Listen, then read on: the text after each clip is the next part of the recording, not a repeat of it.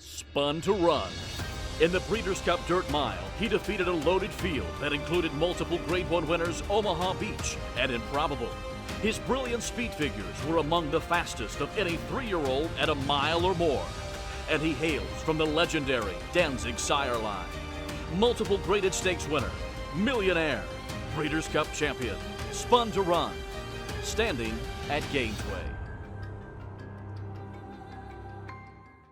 Hi everyone, welcome to another installment of the TimeformUS Road to the Derby series presented by Gainesway. I'm David Aragona, and in this video we are going to take a look at the big race at Gulfstream Park on Saturday, the Grade 3 Holy Bull going a mile and a 16th on the main track for the 3-year-olds, offering 10 Kentucky Derby qualifying points to the winner of this race. And we've got some big names from last year who competed in some major 2-year-old stakes races who will be making their sophomore debuts here, including the number 2, Mo Donegal, a Todd Pletcher-trained runner who won the Remsen Stakes last year, and the number 9, Giant Game, a Dale Romans trainee who was 3rd in last year's Breeders' Cup Juvenile and will be making his 3-year-old debut in this Holy Bull. So we scanned the field for this race. Those are the top 2 choices on the morning line, but you've also got the number 6, Tiz the Bomb, who could attract some support coming out of a different Breeders' Cup race, the Juvenile Turf. He'll be switching to the dirt for this race. And the number 4, Simplification, a speedy horse who's coming out of the local prep for this, the Mucho Macho Man,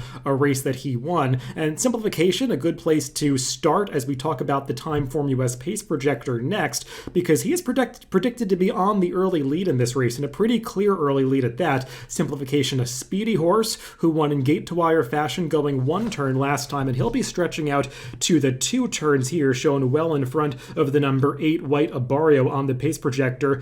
No flag predicting a fast pace or a situation favoring horses under the lead, just an even pace predicted for this Holy Bull. We'll see how much pressure some of Simplification's rivals apply to him in the early going, but he does figure to be setting the early pace on this spot. Do note the presence, or I should say the positioning, of the number 2, Mo Donegal, on this pace projector. He is all the way towards the back of the pack in 3rd to last position as the number 2 horse.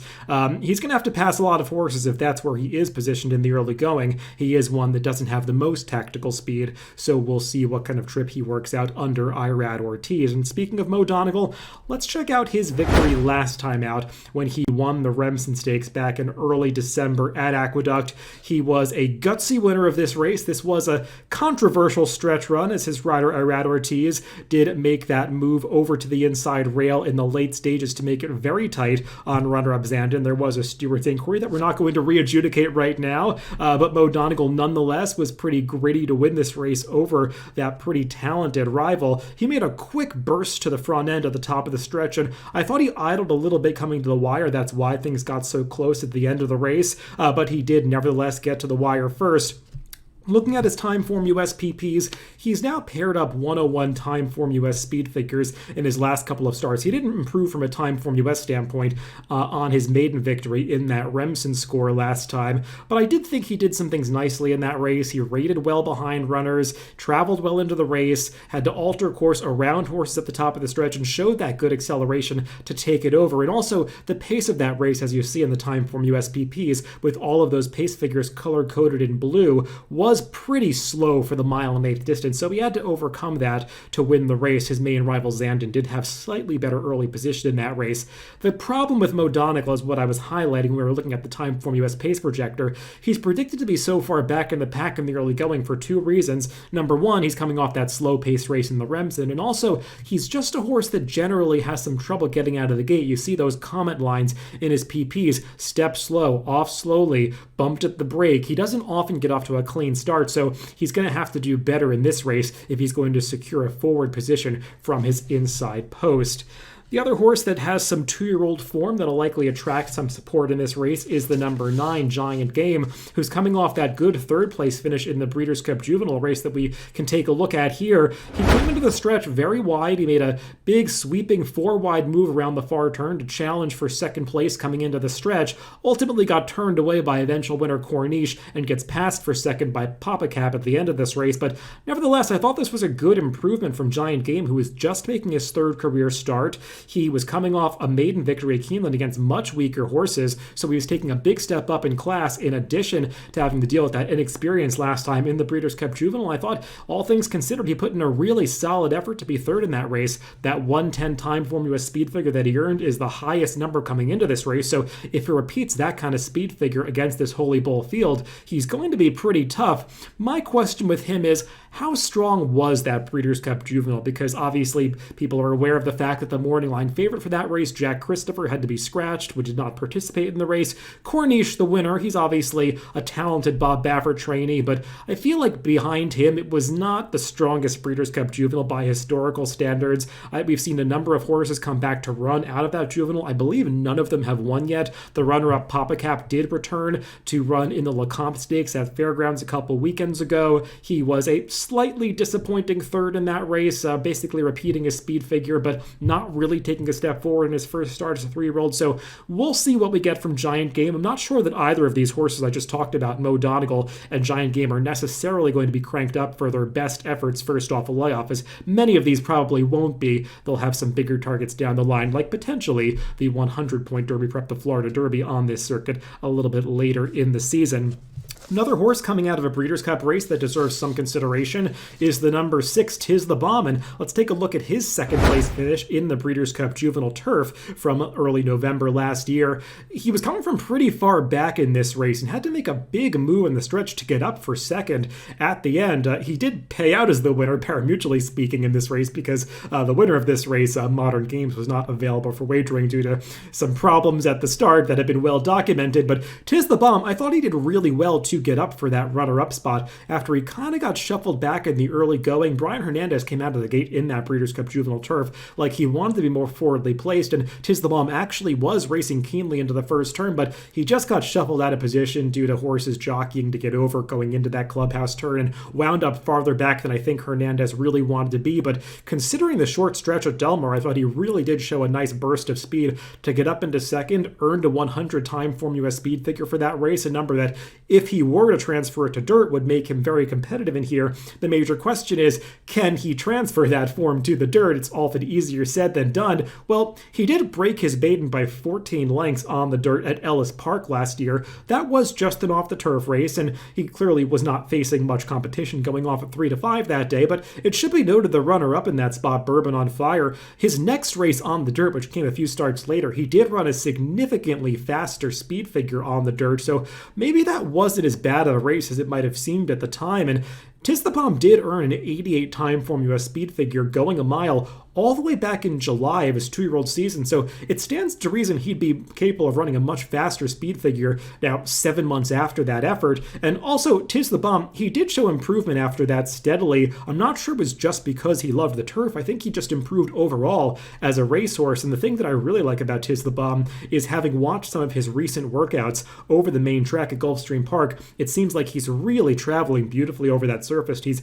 done some work in company with Smile Happy, Ken McPeek's top prospect for the Kentucky Derby right now. Tiz the Bomb worked really impressively on January 23rd in company with an inferior workmate, but put that rival away and galloped out very impressively at the end of that workout. So it seems like Tiz the Bomb is working well on the dirt coming into this race, and I'm pretty optimistic that he can make the transfer over to this surface. He's got a very versatile pedigree, and Ken McPeek has strong numbers in dirt routes at Gulfstream Park over the past 5 years. In a large sample, McPeek was winning at an ROI that's hovering around $3.50 for a $2 wager. So McPeek often does not take the money that he really deserves in these dirt routes at Gulfstream Park. The other horse that we want to take a replay look back at is the number 4, Simplification, the horse that I mentioned with regard to that pace projector who's likely to be the early leader in this race. Here he is winning the Mucho Macho Man Stakes, local prep for this, back on New Year's Day at Gulfstream Park. He won this race impressively, was decidedly best over the 4-5 favorite, who was the runner-up here, Strike Hard. But the runner-up here in this race, Strike Hard, he's not a horse that would really be considered a major player in this race. The Mucho Macho Man, from a quality standpoint, was a decided step below what Simplification will be facing in this Holy Bull. He's got to handle the stretch out to 2 turns for the first time. And also, as we look at his PPs, he did get away with a pretty soft opening quarter last time out in the Mucho Macho Man. The fraction fractions of that race are not color-coded in blue, but you see that opening quarter of an 89 pace figure. It really does rise, as you see his pace figure line goes all the way up to a 104 or 105 for the final time number, and that just speaks to the fact that simplification really did get away with some easy opening fractions before quickening up in the late stages of that race. So I think he's going to face a tougher task, but I'm not sure who's really going to challenge him for the front end, so he's going to have to run a better race this time, but I do think he's going to get the right kind of trip in this Holy Bull. One more locally based runner that some might consider is the number 8 White Abarrio. He's coming off a pretty nice third-place finish in the Kentucky Jockey Club to culminate his 2-year-old season at the end of November. He did lose to Smile Happy that day, a horse that I mentioned is one of the top contenders for the Kentucky Derby at this early stage of the season for Ken McPeek. White Abarrio got a little bit shuffled back coming to the top of the stretch that day, had good position prior to that, was saving ground, but did have to alter course to the outside before making a bit of a late run. I think he validated his prior impressive wins at Gulfstream Park. He really was facing inferior competition in those first 2 races, but he did repeat his speed figure, actually improve a little bit when he ran in that Kentucky Jockey Club last time, handling the mile and the 16th distance that he will be tackling on Saturday. So those are all things to like. What I don't like about White Abarrio is that he did miss some training time coming into this race. If you look at his workout pattern, you see a big gap between January 10th and January 28th. He missed a couple workouts in there. I think it was reported they had a slight temperature, so he was not able to train for a couple weeks. That's not ideal coming into your sophomore debut, but he definitely is a horse that did show some ability last year. So as we throw out my picks for this race, I'm going to go with the number 6, Tis the Bomb, that horse that's switching surfaces for Ken McPeek. I thought he really made some big strides from a form standpoint at the end of last year, albeit while racing on the turf, but I liked his dirt race at Ellis Park last year, and I think he's been training really well coming into this dirt debut as a 3-year-old, so he's one that I like getting back on this surface in the Holy Bull. I do have those 2 favorites, 2nd and 3rd. The number 2, Mo Donegal, is going to have to work out a trip from the inside for Todd Pletcher, and the number 9, Giant Game, who ran so well in the Breeders' Cup Juvenile last year, but at a slightly better price, I like the number 6, Tis the Bomb, in the Grade 3 Holy Bull on Saturday, Gulfstream Park. Thanks to Gainesway for sponsoring this video, and good luck if you're playing this weekend.